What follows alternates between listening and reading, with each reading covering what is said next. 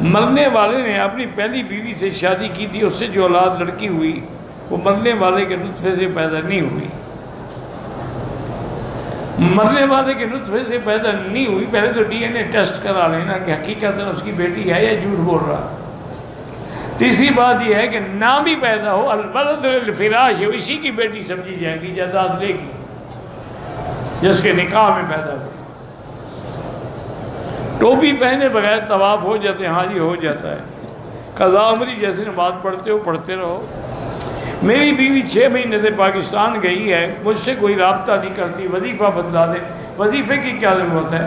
10 تولے سونے کا لاکٹ لے کے بھیج دیں، دیکھیں رابطہ کرتی ہے کہ نہیں کرتی۔ وظیفہ کام نہیں کرتا، یہاں پیسہ کام کرتا ہے۔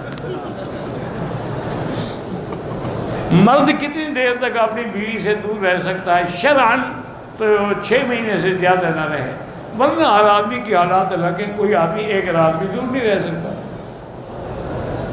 جو لوگ خلفائے راشدین کو گالیاں دیتے ہیں وہ کافر ہیں۔